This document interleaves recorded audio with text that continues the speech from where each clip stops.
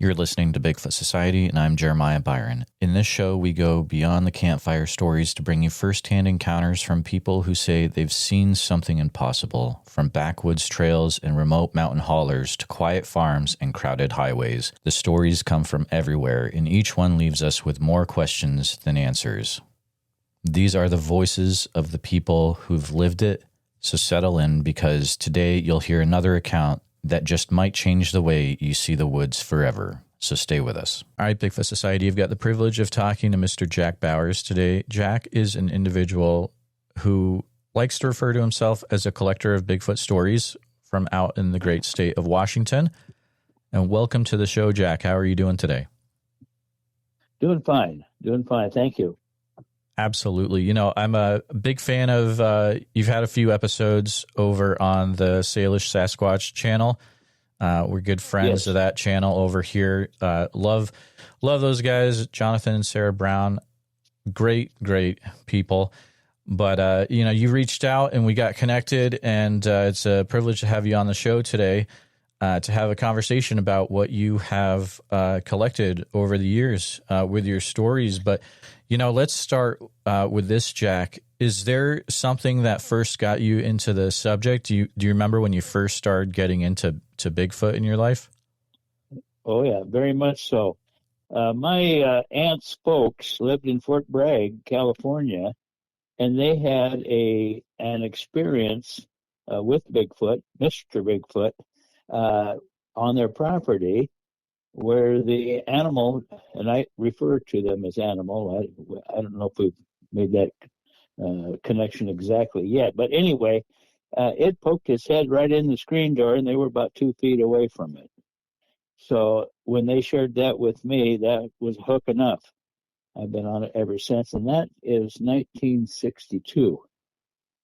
So we go back a bit. Oh my goodness! So that incident was, pre-Patterson Gimlin film by about 7 years. Yes. Or 5 years, sorry. 5 years. I want to get into that and talk about it a little bit. It's because it's kind of interesting. It was, if you don't mind, Absolutely. It was 1958 when Jerry Cruz, who was a bulldozer operator in California in that near area, run across a set of footprints in the dust after, I think he was walking the grade after he'd bulldozed, or was first thing in the morning or some such. Anyway, he came across the footprints and they intrigued him enough. He had no idea what they were, just like a lot of us. And he got a hold of a gentleman from he was another guy was a journalist at the Humboldt Times and the Bluff Creek Times.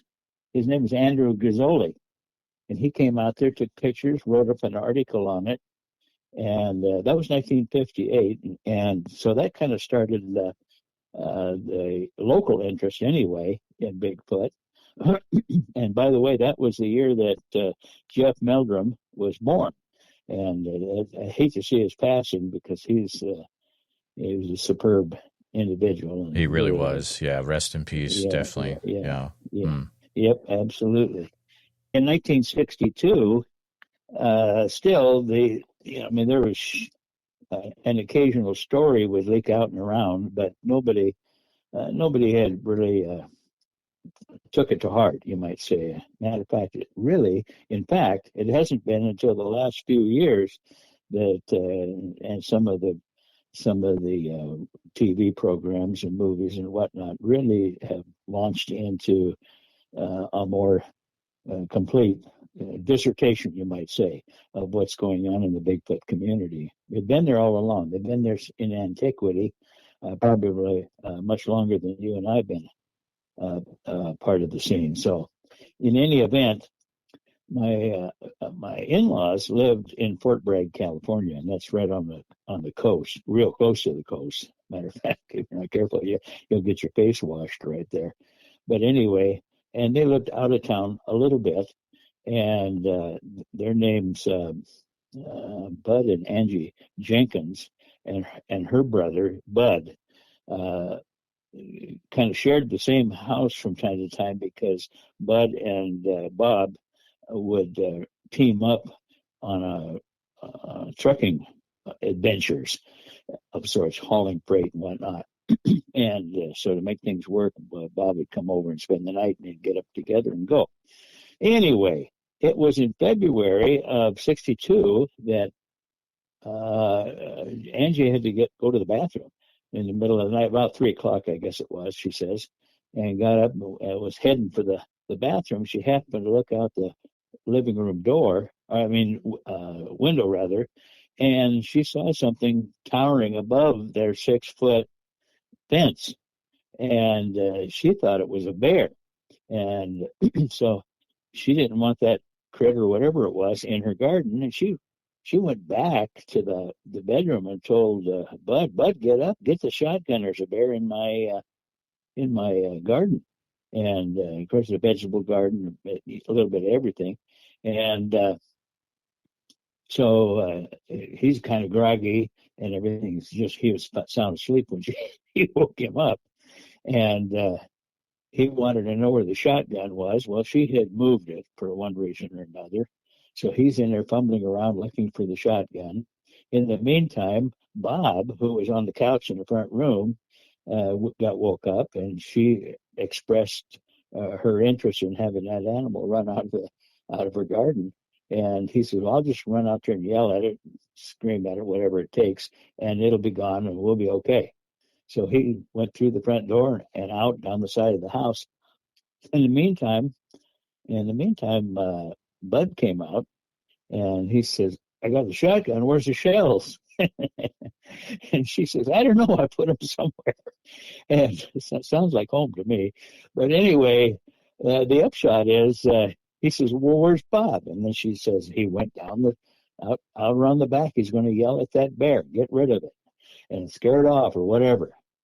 And so they both walked up to the door. There was the main door and then the screen door, and they pushed the screen door. Well, the other door's open, and she pushed the screen door open, and they both looked down the sidewalk, down the side of the house. And here comes Bob, literally on his hands and knees, kind of almost lower than that, if you can imagine. He's crawling up the sidewalk, and right behind him, literally right behind him, is this animal towering over him. And just walking along, watching Bob crawl along. And Bud and Angie, they went into kind of a shock. They didn't know what to do. And Bob crawled into the house, and they're trying to shut the door, and they couldn't get the door shut. And the animal, and there's a reason for that. The animal was right there at the door, bent over and looking at him from 2 feet, maybe 3 at the most. I mean, they're right on top of each other. The two of them are trying to get the door shut, and Bigfoot's standing there looking at them. And they said it had a very interesting look on its face. It had that look of pure curiosity, and not anything of an aggravating or caustic, whatever, look to it.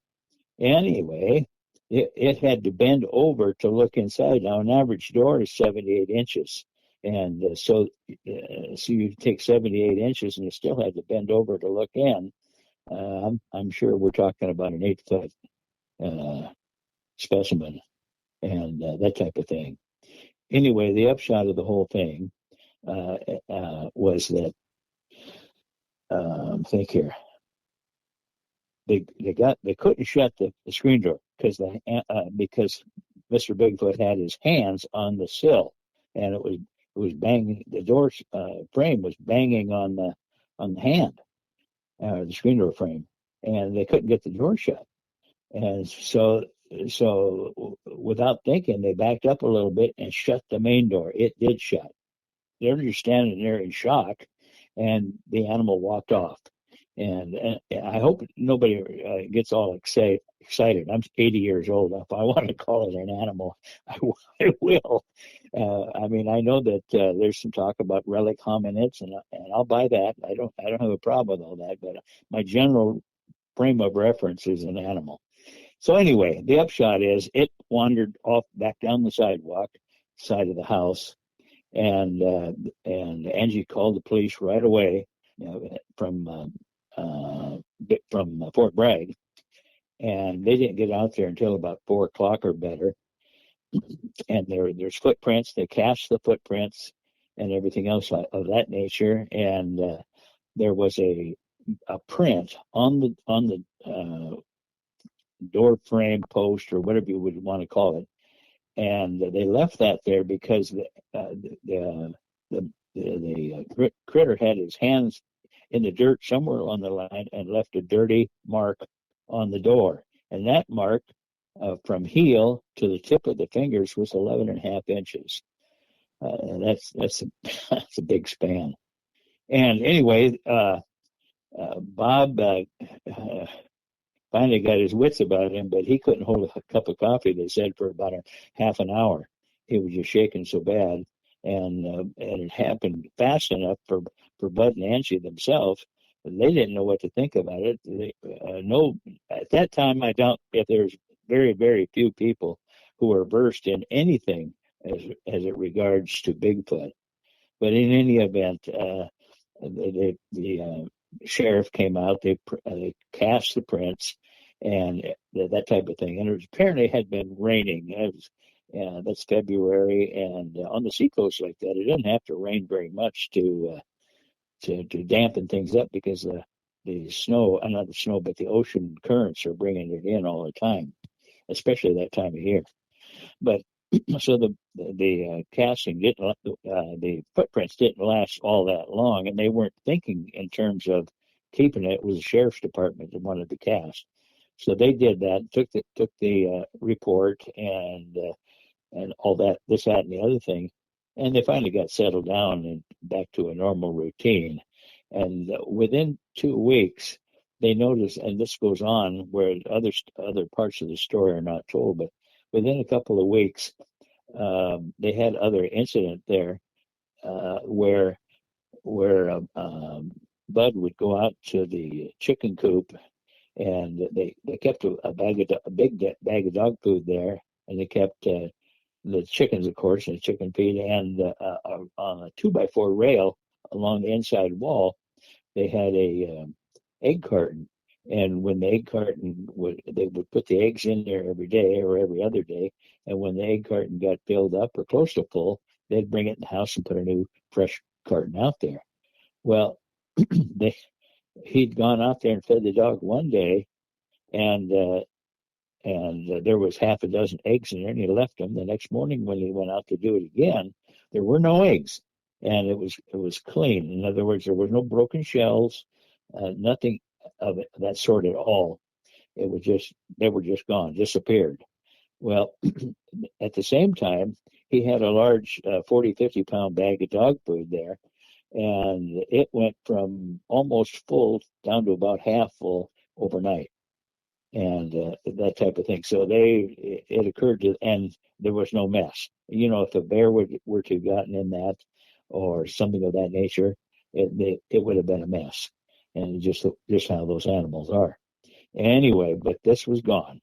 And then they realized that Mr. Bigfoot was coming back from time to time and helping himself.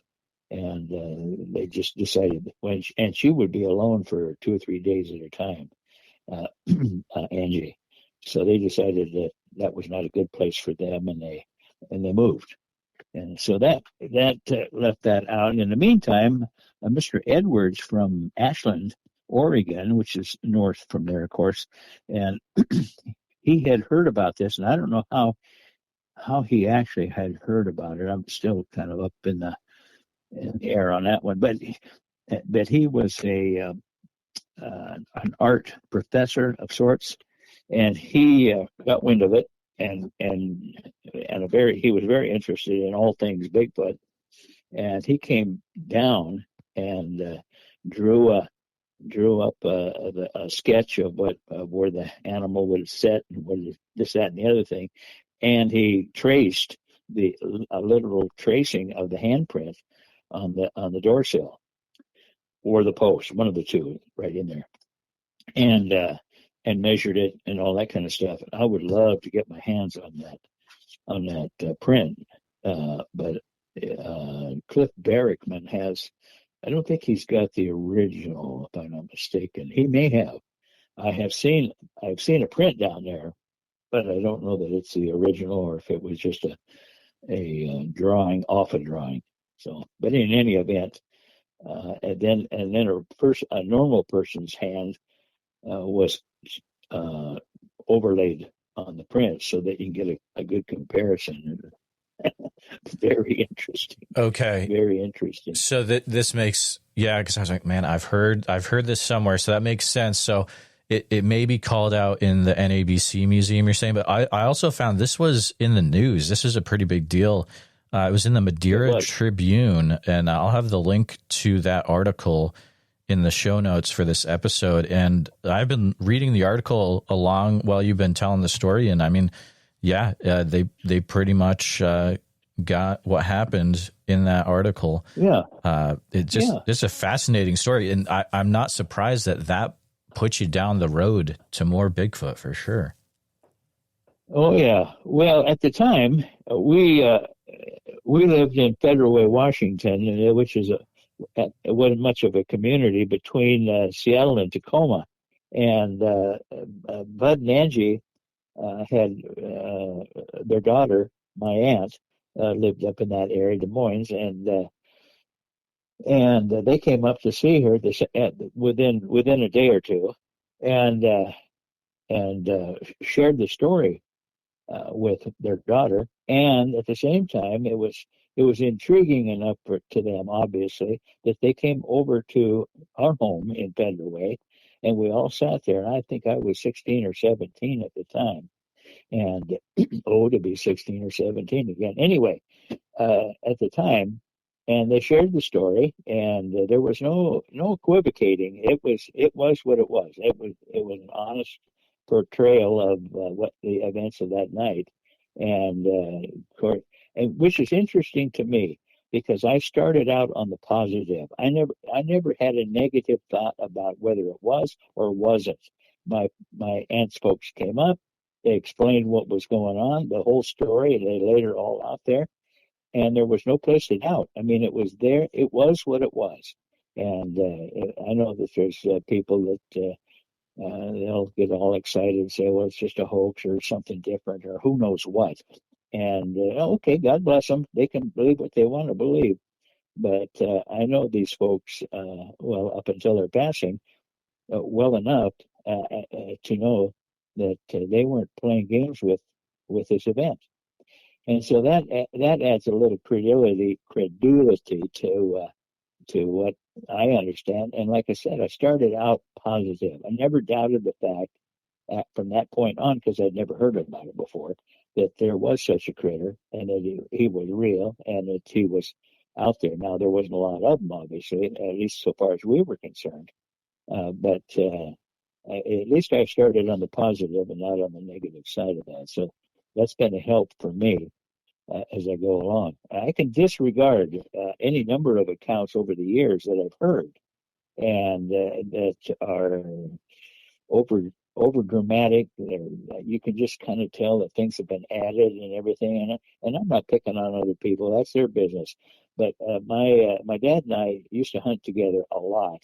And when we were hunting, we said if the animal was such and such, we didn't embellish that. It was such and such. It was so tall, so big, this, that, and the other thing. And we had elected a long, long time ago just to tell the truth exactly the way it was. And that's how quite frankly, that's how I live my own life now. And so I don't have to apologize. Somebody says, well, that's not right. This is how it was. That's not the case. Right. You know how it is. Yeah, absolutely. Yeah. And you have a sense of being able to read right through other things. But anyway, go ahead. So, Jack, you're around 16, 17 at this time, and it really affects you. Did it affect you in the way where you started to go out looking for yourself, or you just started noticing more and more people telling their Bigfoot stories? There wasn't a lot of Bigfoot stories out there. I was not in a physical position, lived close to the woods or something like that, or had that type of thing. Matter of fact, anytime I would relay that story, and I was in high school, of course. I would relay that story. They would do to me the same thing they're doing to any number of folks today. They figure it was just all cow squeezings, nothing real. And so you can only get to go so far with that, and you stop talking about it because it doesn't do any good. And I think that most of us realize here in the Bigfoot community that that's what has happened across the board. There's been so many situations that people get tired of being called liars or hoaxers or any number of other things, or maybe insane. Huh? I might fit that. Anyway, insane. So we just clam up. Well, here I am in high school and working my way through there. And I'm chasing girls just like every other red-blooded American boy and going through the motions there. And so I just put it on the back burner for a while. And from time to time, a story would come up, and I would read about it, think about it.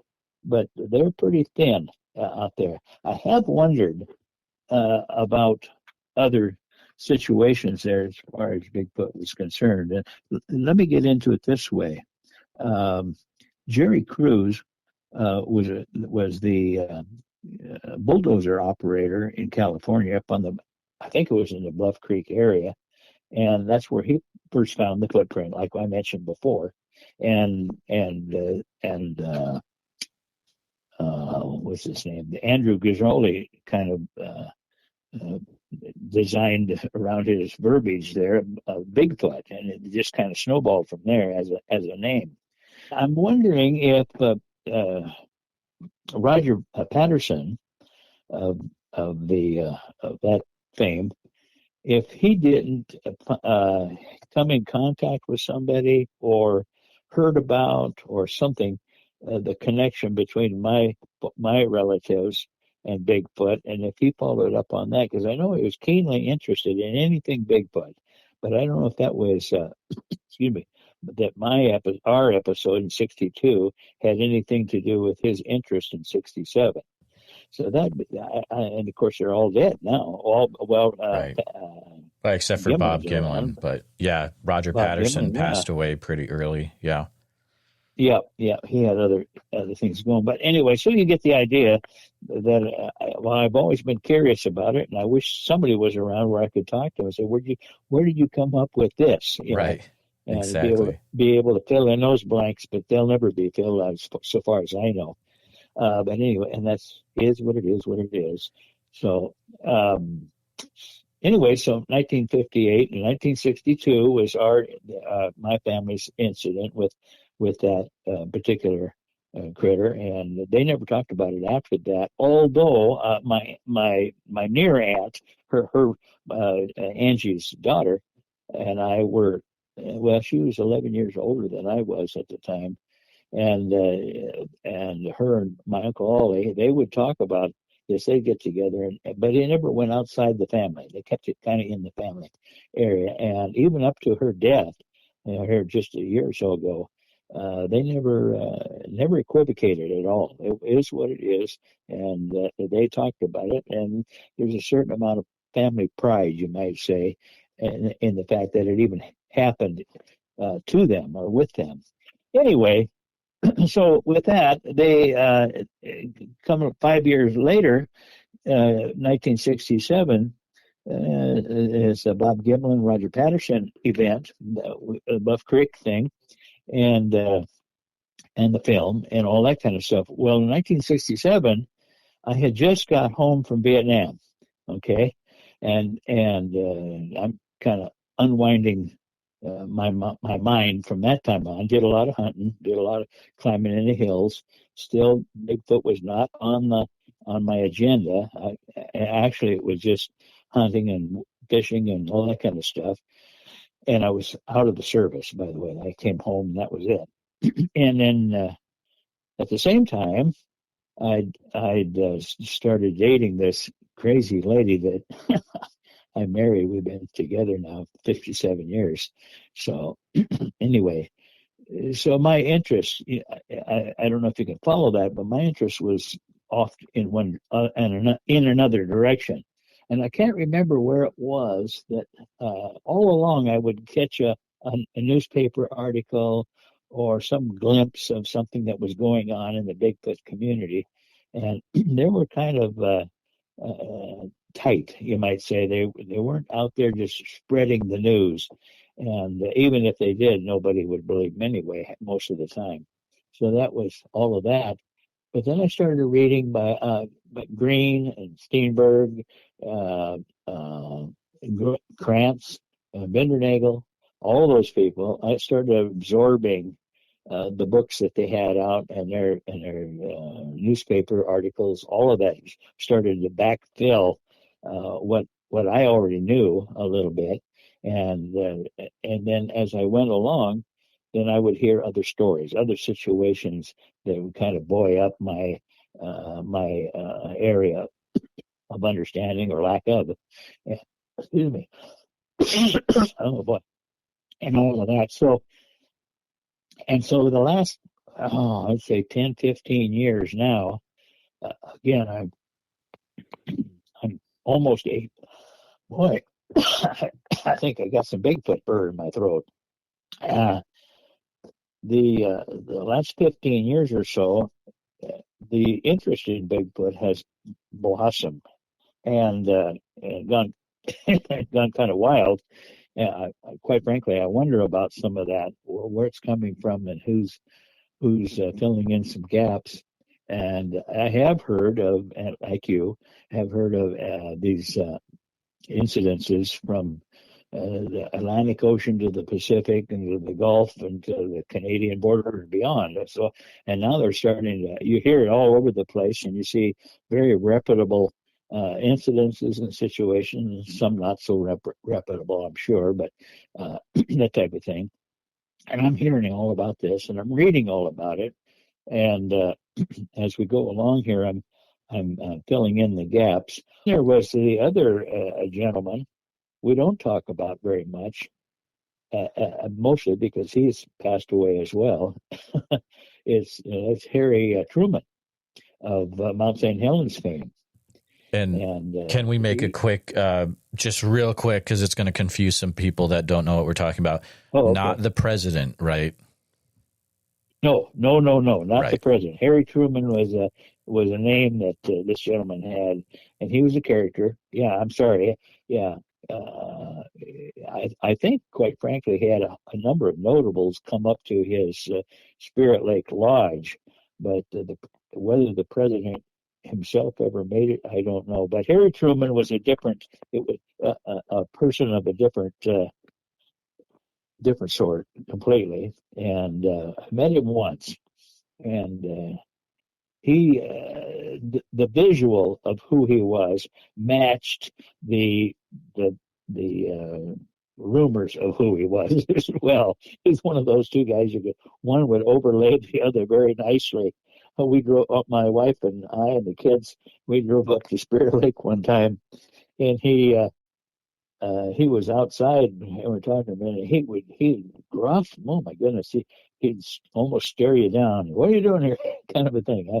I said, well, is this Spirit Lake? Yes, it is. And he would go through that kind of thing until you said, have you got a little store up here where we could buy some ice cream or something? Then he'd melt. Oh yeah, because he wanted the money to come through.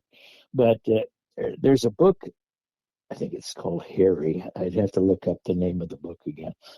It tells about that and his experiences with Bigfoot, and he had them, but he didn't put them out there too much, except for a few people that he trusted. And Harry was forever in the back country. He'd take his horses and they'd go for a couple of weeks and be gone, and he would take outsiders with him.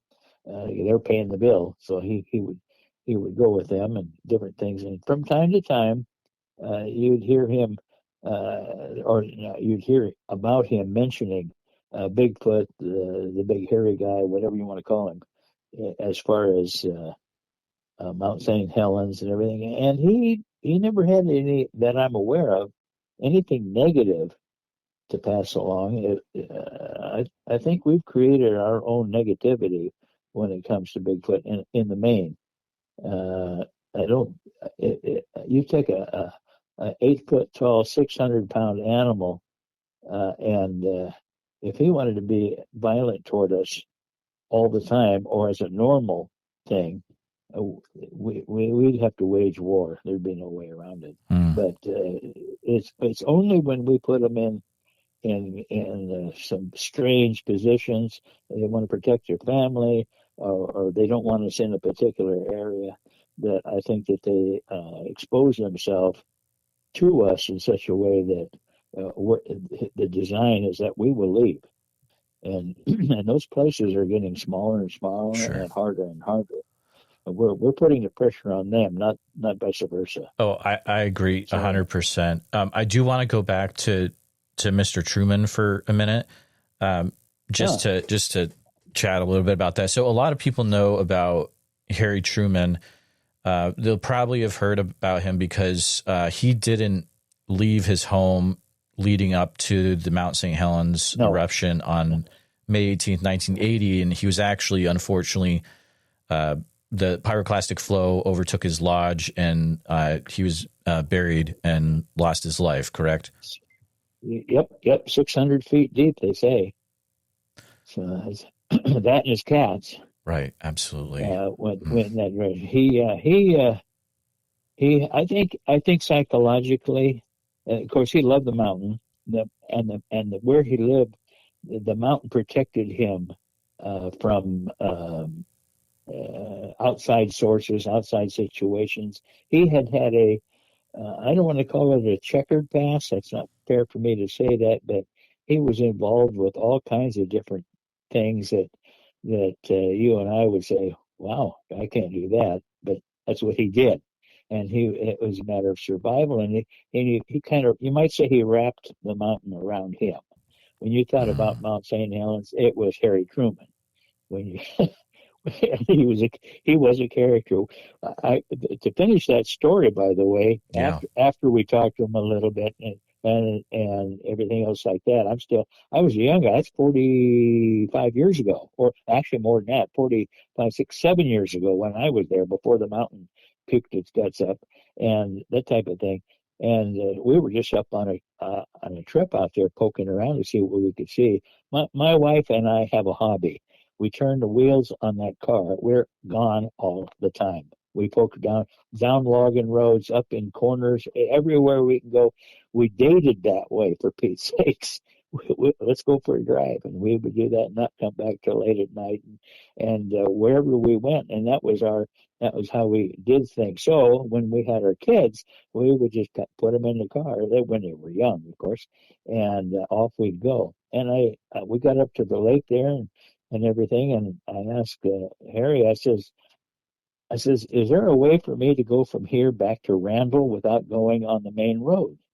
He looked at me with a twinkle in his eye. He says, just keep going down that road right over there. And I thought at the time, I don't recall that there's a road right over there. But sure enough, there was. It was a logging grade where they scalped out a bit of a road, and I thought we got down in there for a few miles. And I told myself, that rascal has got me so turned around, I'll never get out of here. It was, and he did. That was a lark for him, but I fooled him. I found it. I found a grade down through there, and it kept going. And I dropped down one, and I went over to another, and pretty soon I did make it to Randall, and that was 45 miles away. I made it down through there, down through the Ryan Lake. I don't know if you ever heard of Ryan Lake. It's a bit famous itself, but anyway, all the way down, I made it out of there. But I didn't go back for a second shot at it. I'll tell you that. And we had a little Datsun 210, and they're low, and I was afraid to death I'd get down there and get all hung up, couldn't get out, and it made me a little bit nervous. I have a family, you know. But No, anyway, absolutely. Yeah, yeah, yeah. You've yeah, got the yeah, we kids made with it. you. Yeah, absolutely. Yeah, and anyway, that was interesting. And at the time, I considered him not a friend. Oh, right. But I got you. Yeah, yeah. yeah, after the fact, I decided, he's passed away, and bygones be bygones, and he did what he wanted to do, and I consider a treasure. Yes. I had Yes. any dealings with him at all. So No, absolutely. that's kind of It's so cool to be able to think of, having a connection with an yeah, individual like that from U.S. kind of folk yeah, history. Do you remember any yeah. of those Bigfoot stories that Harry would talk about? No, I don't. His daughter, well, it was his stepdaughter that wrote up the book. It's called Okay. Harry Truman or something like that. It's easy to find, All right. and she wrote about it, but I don't. And she spent summers out at Spirit Lake and everything else like that. That's an intriguing book all by itself, but I don't think she wanted to get too deep into that part of it. First of all, I'm not certain that she knew. I'm reasonably sure she didn't know the nuance of the things that Harry went through, but he did have he did have clients, literally clients come up and go hunting, clients come up and do this, that, and the other thing, and Bigfoot was mentioned in it from time to time. So it's not wasn't a secret. It was just kind of kept on the low. You know what I mean? And it didn't push that issue. And she didn't know enough to go too deep into it Right. either. Right. But Absolutely. yeah, the critter was there, and he never once that I'm aware of, at least in the writings and in the people around him, discounted that at all. It was a real thing. Yeah, Mount So St. Helens is such an interesting thing when it comes to Bigfoot because the whole area is totally wild with Bigfoot accounts and interactions. oh yeah, You always have it brought up though how after the mountain blew, you have these stories about like, oh, they were the Bigfoot were found hurt and they came for help and they were helicopters off, but you can never talk to the okay. people that actually have the reports, right? You know what I mean? Well, I have a theory on that. Okay. My lie is as good as the next guy's, but it's a theory. First of all, I was around people who went in on the helicopters to pick up people. Okay, and right after the mountain blew, and which was quite an event in itself. But they went around out. What do you call it? The helicopters went around. They were looking for survivors. They were looking for this, that, and the other thing. And there were animals that they would get and pile and everything else like that. And the story goes, and I have no reason to doubt it, and I'll tell you why in a minute. But the story goes that there was a guy or two that was uh, uh, told to guard a particular, I don't know if it's a whole pile of them or a number of whatever it was. They had a tarp over the top of it, and they say, "Don't ever say anything to anybody. This will cost you if you do." And that was one of the more interesting things. And so after the fact, nobody would say anything until now. All these years later, the fine points of that particular story kind of get washed away, and you're not sure which way to go with it. Personally, I believe every jot and tittle of that particular story because I heard it when it was fresh, and remembered those kind of things. At the same time, they when they were those whatever it was underneath that canvas was they were Bigfoot. Period. End of the subject. But they were also picked up and they were brought to somewhere over to Eastern Washington somewhere, and I believe it was. They didn't want those carcasses laying around out there for people to get the idea, even have a casual understanding that Bigfoot might actually be real. Oh, sure. Yeah. So all of that fits into that matrix of thought process and everything else like that. There are today, as we sit here and talk, there are any number of people who will swear that first of all there's no Bigfoot. That's their business. I don't care what they think. But there's also a body of thought that there's been no carcasses ever. Nothing. None of them have ever been killed. None of them have ever been had their hands on. Well, I happen to know of, just by reading, I happen to know of anywhere from 4 to 6 different accounts where people have killed them or they have been killed from other purposes, and had their hands on the carcass. Well, it's pretty hard to discredit that if in fact you've had your hand on the carcass. If you've actually been there and seen it and touched it, moved body parts around, it's pretty hard to discount that. I think when it comes to truth, the arbiter of truth is not our government. And I don't want to. I'm not.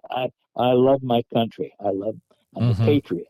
But I think they oftentimes go off in directions that they would be far better off just to say, yeah, we located 6 of these or whatever, Bigfoot that were killed during the blast at Mount St. Helens, or this guy run over one with the truck, and this all that kind of. Why don't they just be honest, transparent? What is the game? And I I've got theories on that too, but I leave it all alone. It is don't a want question. I don't want to go down trails that I can't back up. I get it. It really drives me nuts.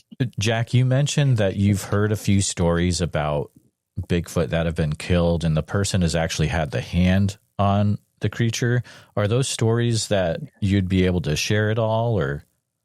A little bit, Okay. a little bit. The one that fascinates me the most is some young guy, and it was not. It was I don't know if it was Green's book or Krantz or who, but the guy, or maybe it was just an article. I can't remember that part. With apologies to your listeners, but this I do remember. Well, there's 2 of them. One is Daniel Boone, for Pete's sakes, and I'll get into that in a minute, real quick. But the other is a young lad up in Canada that would shoot a moose occasionally and feed it and give it to a native village. I think it was his excuse to go poach. that's my reading of what was going on there. I don't think he'd appreciate me saying that. But one time he shot a moose, and the moose took off, and he didn't get it on the first shot, and that type of thing. So anyway, so he tracked it down. He's following a blood trail, going through the motions, and he gets up. He's wandering through, and he looks up in front of him, and there's a moose, and it looks like he hasn't got down yet. So he pulled the trigger on it one more time, and down it went, and that was the end of that. So he walks up on it. It wasn't a moose. It was a Bigfoot on the moose. And it kind of obviously would overwhelm you a little bit, but he looked over every part of that animal. He looked at the feet, he looked at the hands, he looked at the head, he pushed things around. It was dead as a mackerel, and he wanted to know more about it, but he had second thoughts about telling anybody about that until years later, of course. And but anyway, because he didn't want to get in trouble. He's out there poaching. You're not going to go through those motions. And I tell myself 1,000 times over, yeah, this guy made a big mistake. Oh my goodness, that would have been incredible. Yeah. Whew. Yeah. So yeah. So you think about that, and just the fact that you could walk up on one, and put your hands on the carcass itself, and tell yourself, this is what the native stories are all about. This is the critter we've been hearing about, talking about, and I've killed it, and I'm not condoning or condemning either way. It was a happening, and right. It was, I think, that fantastic. Just a shame. Those things happen. There's another one at a miners' camp that they actually took a picture of, and everybody says, "No, that's this. That's the other thing. They're not such and such." But they actually had a cameraman came, and this was in 18. I'm going to hazard a guess in the middle to the late 1800s. Okay. And the guy came out with this when photography was in its infancy, But the owner of the mining camp had the guy come out. Apparently, the Bigfoot had been fishing on the river system that was close to the camp, and it got killed. They shot it apparently, and these right now these are all foggy kind of stories. You really can't put your hand or your head around. Sure. And it just drives me nuts.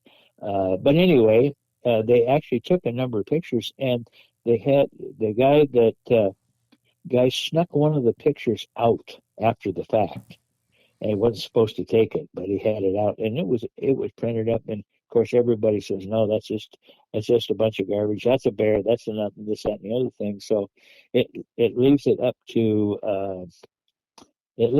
those of us who are a little more discerning to say, no, a bear wouldn't look like that. A bear, this isn't right. That isn't right. Whatever the case is. So it has to be something different. And the only thing different that would fit the matrix of what you're looking at is a Bigfoot.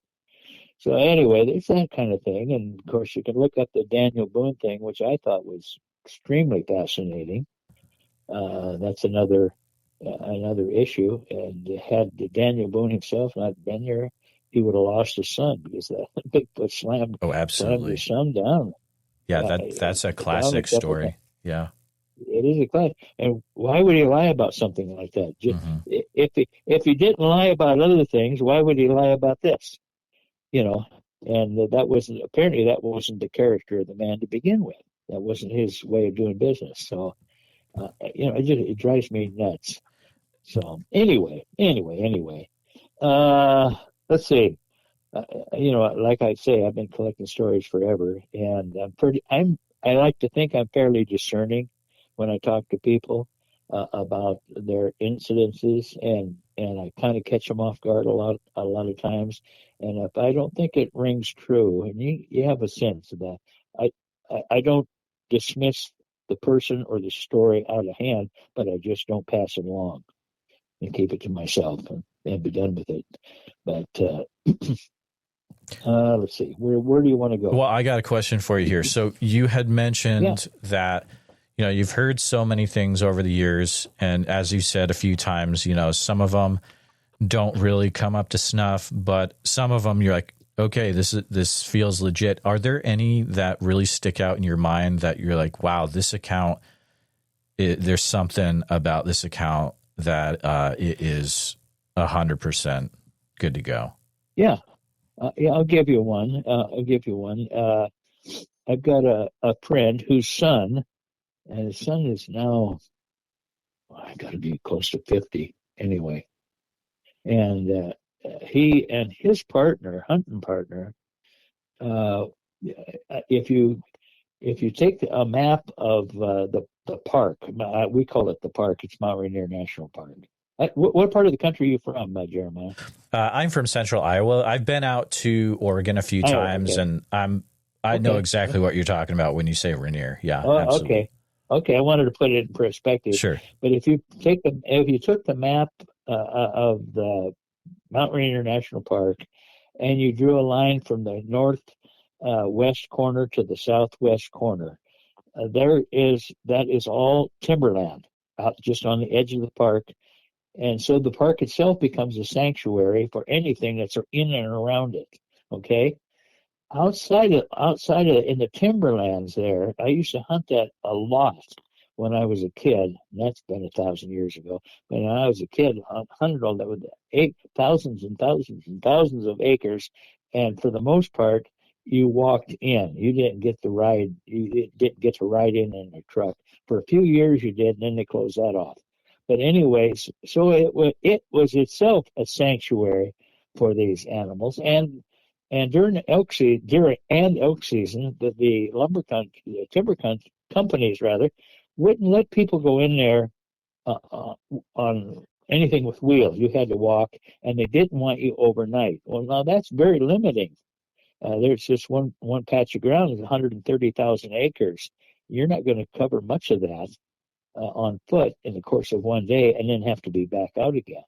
So that was what was going on. And there was an area there close to the park, about midstream on that map, north and south, that the Mowich River, the Puyallup River, and in between them, the rushing water.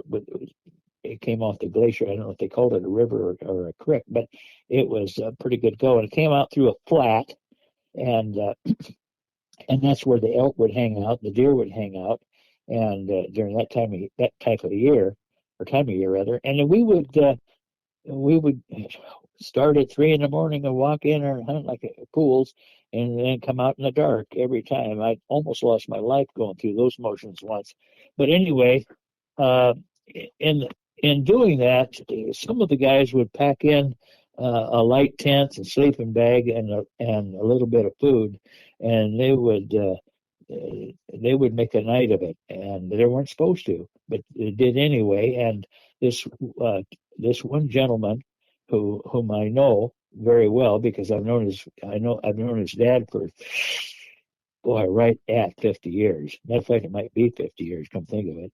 Anyway, uh, they were in there, and there's the ground cover in that particular area is waist high or better, and this large flat had alders in it and whatnot, and you could see pretty good through there. But in the evening, when this gentleman went out, he says, "I'm going to go out and take a look around." I don't think the season was actually open until the next morning, but he wanted to go take a look around and see if the elk were in the area, what was going on, and this, that, and the other thing. So he took off and left his partner back at what they would call their campsite, and he's walking up this trail through there. We used to call it the water spur because when the old logging railroads ran up through there, they had to get water for the engines and whatnot when that was done right there. Anyway, but it's all grown up. So he's walking along, and the ground fog was such that it's hard to see, and in the evening, and everything else like that. So he's poking around, not paying a lot of attention to anything other than elk, looking for elk rather, and he's looking down, he's looking for tracks, this, that, and the other thing. He looks up, and about 75 yards away, here is Bigfoot standing there, both just as bold as the sunrise, and I think both of them were a little bit surprised, but the Bigfoot never moved a muscle, and looked right at him. And this gentleman, he raised the rifle, put the crosshairs right on the head, and he could have shot it. Would have been easy enough, and it was a 300 Winchester, so it would have went down like a sack of crap, quite frankly. But anyway, he looked at it and he says it was just too human, it was out of his range of thought, and he didn't know what to think. So he lowered his rifle and he turned around to leave, and he made a few steps, and then he said to himself, "This is stupid, turning my back on this thing." And he turned, and it was all of the 8-foot tall variety, which is pretty common. Anyway, he turned around and it was not there, and it had just disappeared. And I don't believe, and I'll let other people have their thoughts. I don't believe that they just disappear in that context.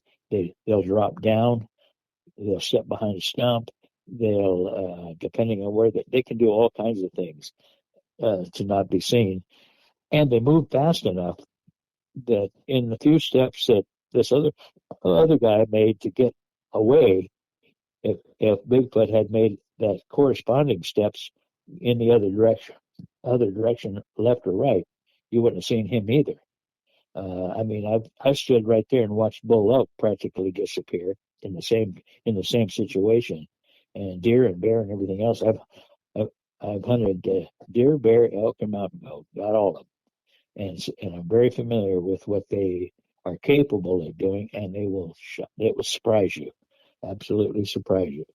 to know what they can do. Anybody who's hunted any kind of hunting at all for very long will come up with situations that they just have to. They don't know what to think. Did it just disappear? Did it vaporize? No, it took 3 steps in one thing, or it dropped down in a hole. Now, there's all kinds of stories out there where these critters have dropped down into a hole completely, and you didn't see them at all. But it wasn't because it disappeared; it's because it went out of sight.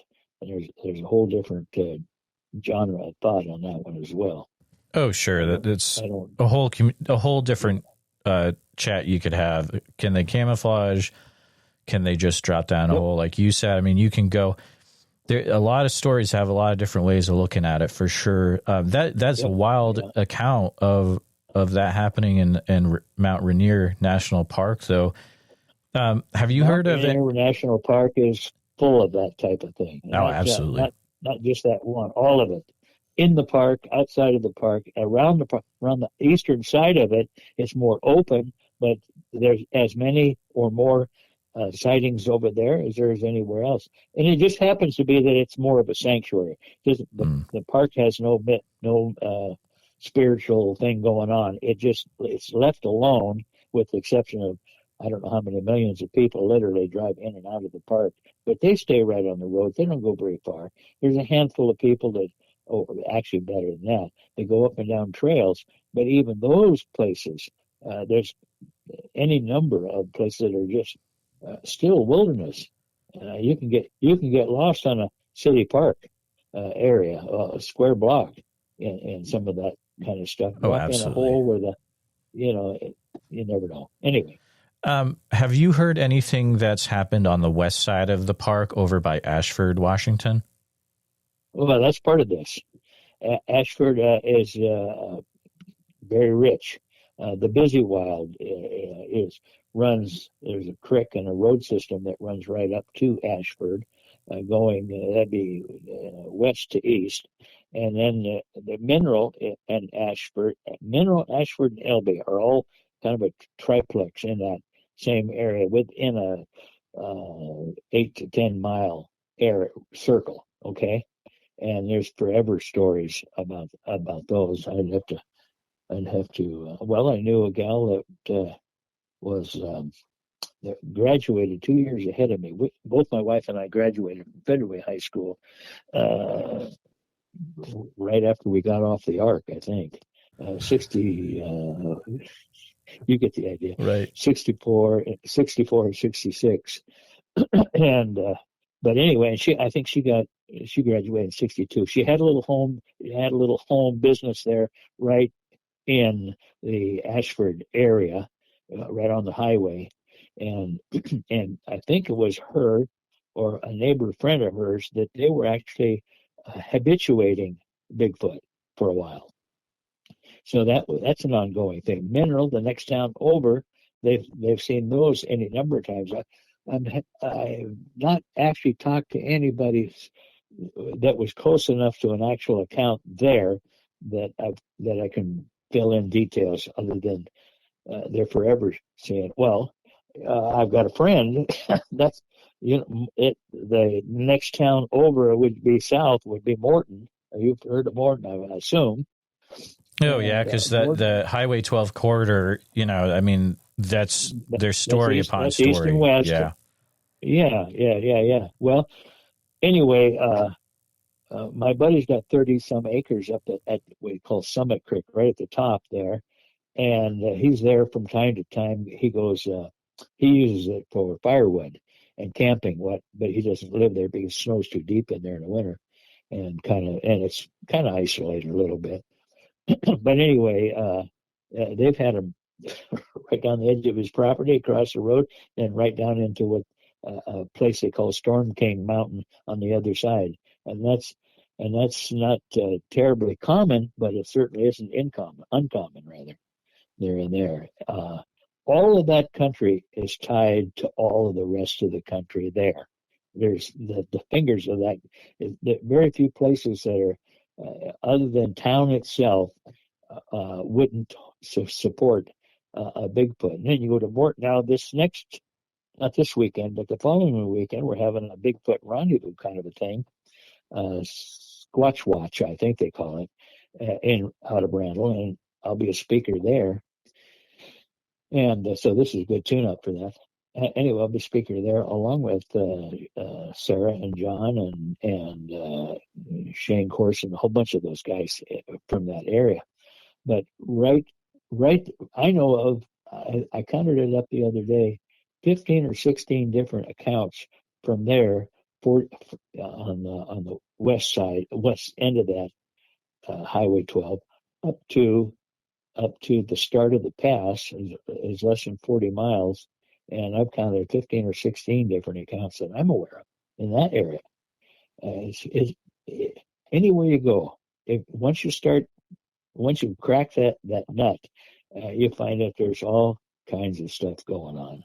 Oh, absolutely. I mean, and the Browns have a fantastic documentary about Highway 12. I know you're in that one as well, right? Yeah, it's great. Yeah, I'm the ugly guy with the mustard colored coat. That's funny. Anyway, and I take my ugliness with a certain amount of pride. I mean, I'm 80 years old. Where did I get? Right. I worked hard for that. There you go. Jack, I've got one more question for you, and thank you so much for spending so much time with us today. I hear a lot about from the Packwood area. Is that really as active as people will say, do you think? Or more so? Wow. Well, we for 21 years, my wife and I like I say, we're always out, and we bought a piece of property 3 miles west of Packwood, and so we lived there. We built an off-grid home in a isolated place on Forest Road 20. If you ever get up that direction, it's not the home today that it was when we built it. People don't take care of things the same. But anyway, and the road we lived on went 13 miles.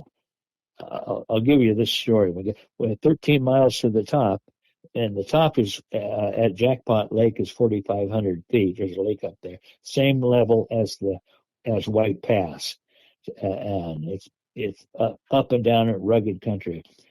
I had been in there and I hunted in there. I was a bow hunter for 30 years, and we hunted all of that country all the time. Did we ever see a Bigfoot? No. Was I ever run out of the country because I think there was one? Absolutely.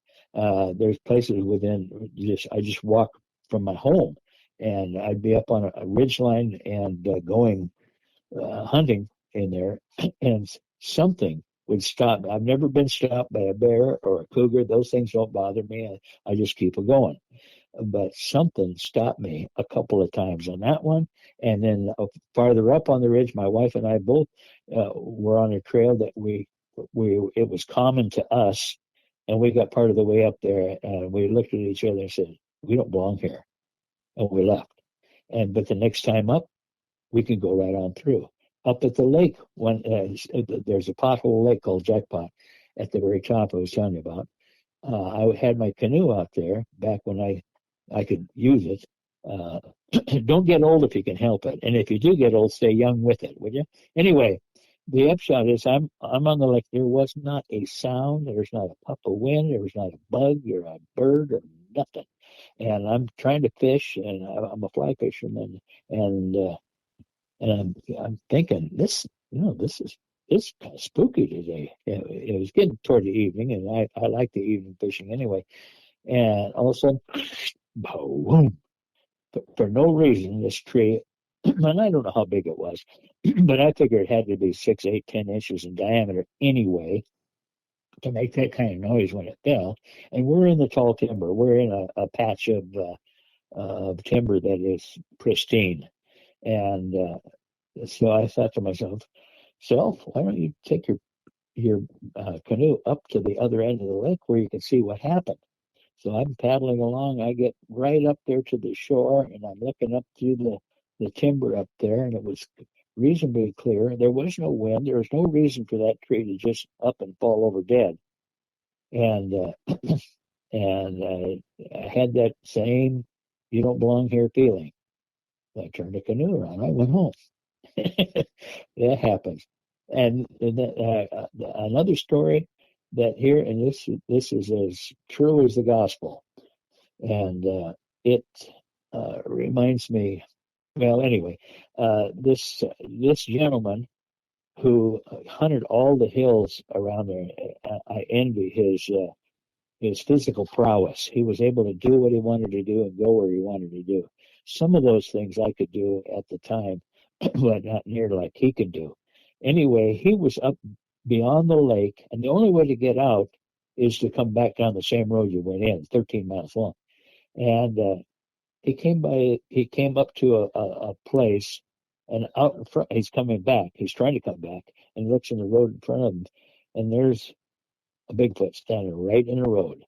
And he was maybe 75, 80 yards, who knows, I don't know. But it was close enough that he could see everything he needed to see. And the animal was just standing there bellowing. He had something in his hand, and he would go back and forth, and he's like, I don't think he was beating on his chest, but he was irritated and yelling and screaming and everything. It scared this guy so bad. He didn't know whether he's going to get out of there or not, just sitting there in the car.